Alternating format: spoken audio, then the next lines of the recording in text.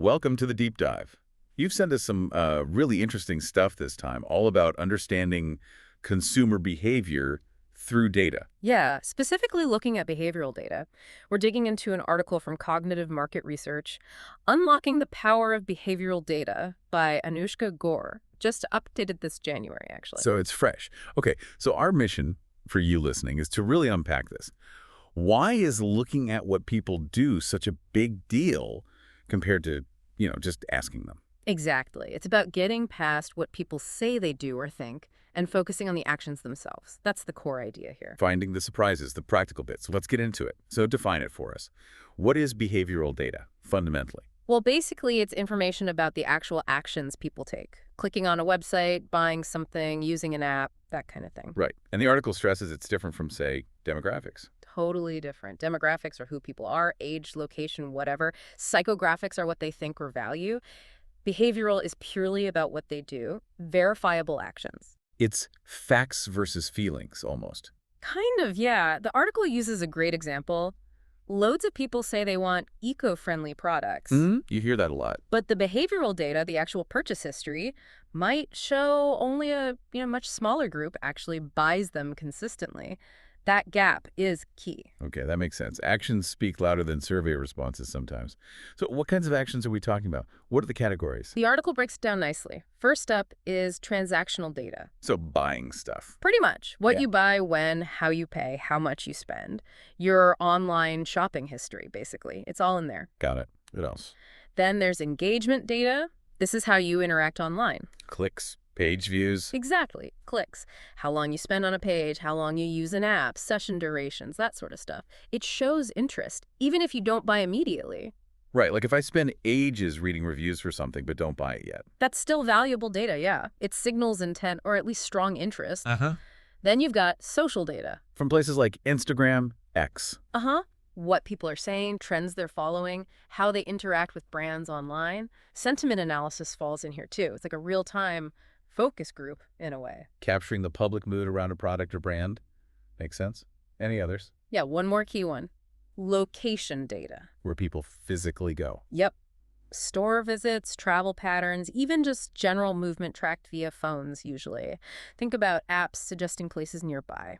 That's location data working. Okay, so purchase, engagement, social, location. That's quite a range. It is. And the real magic, the article suggests, happens when you start layering these together. Combining them. Yeah. Transactional plus engagement plus maybe location. That gives you a much richer sort of 3D picture of a customer, not just isolated snapshots. Or building a more complete profile. Okay, so we know what it is. Yeah. How does using this data actually make market research better? What's the edge over, like, surveys and focus groups? Well, the big thing is precision and making insights truly actionable. Traditional methods often give you broad strokes. Like, are customers mostly millennials? Exactly. Behavioral data lets you get way more specific. The article had a good example.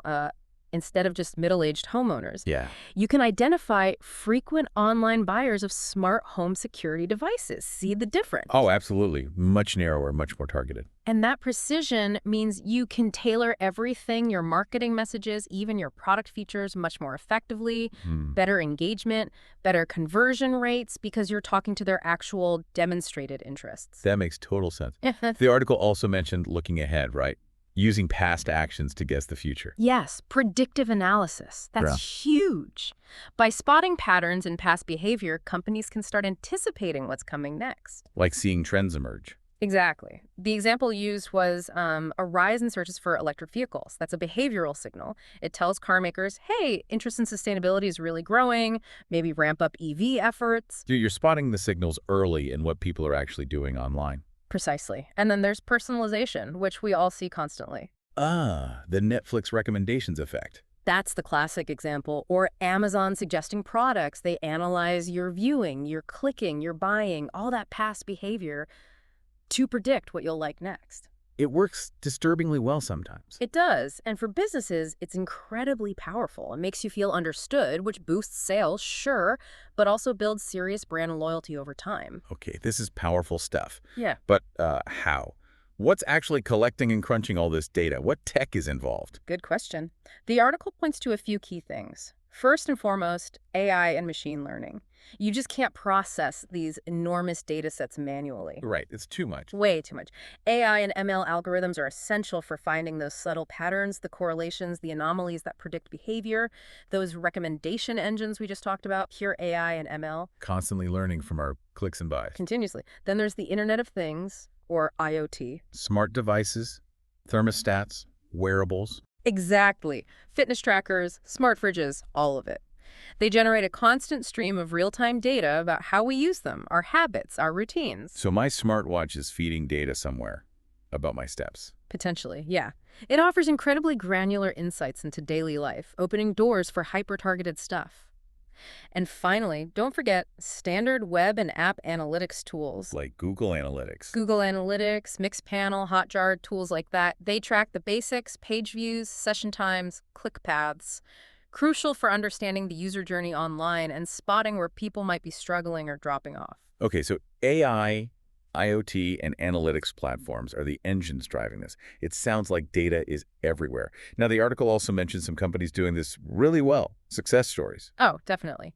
Amazon is the obvious one. Their recommendation engine is legendary, analyzing browsing, past purchases, even stuff left in your cart. Yeah. It drives a huge amount of their revenue through personalized suggestions. Yeah, those customers also bought sections are hard to ignore. Tell me about it. Another great one is Spotify, their Discover Weekly playlist. Love that. Right. It's entirely based on your listening habits, what you play, what you skip, what you save. It creates this super personalized playlist each week, keeps users engaged, helps them find new music. Great for satisfaction and, keeping people subscribed. It feels like magic, but it's just data. Clever use of data, yeah. And then there's Nike. They use data from their fitness apps, Run Club, Training Club.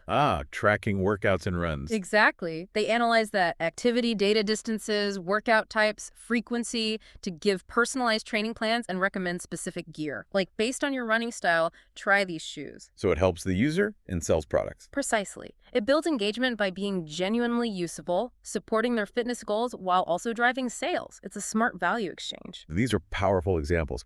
Looking forward now, what did the article say about future possibilities? Where is this heading? Some really interesting, maybe slightly sci-fi sounding stuff. One area is integrating behavioral data with biometrics. Biometrics? Yeah. Like face scanning? Yeah, or eye tracking, even emotion detection technology. Imagine analyzing someone's real-time, maybe subconscious reactions to an ad or a store display. Wow, capturing gut reactions. Exactly. It could offer insights into preferences that people might not even be aware of themselves. Obviously, huge ethical questions there, but the potential. Definitely. What else? Big focus on emerging markets, too.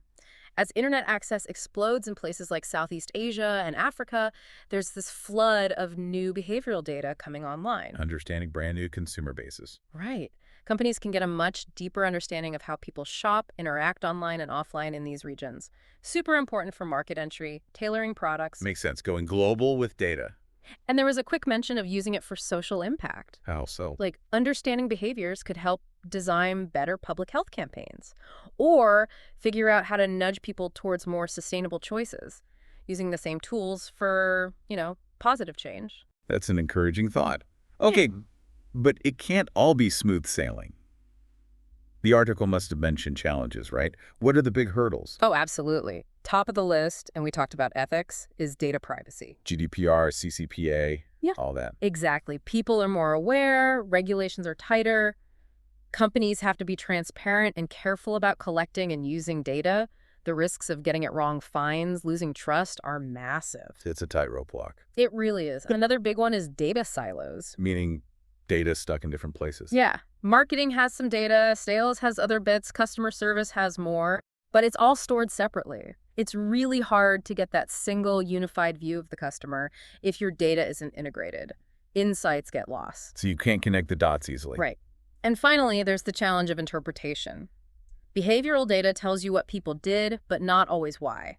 The motivation behind the action. Exactly. The article used the example of a high bounce rate on a web page. Does it mean the page is bad?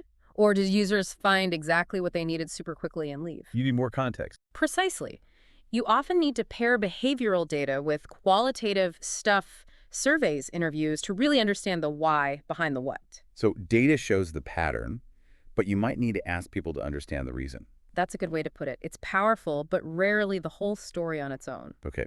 Before we wrap this up, there was a fast fact in there, a statistic about the impact of using this data well. Ah, yes. It's pretty striking. Their research cited suggests companies using behavioral insights see, on average, a 20 to 30% improvement in marketing ROI. Wow.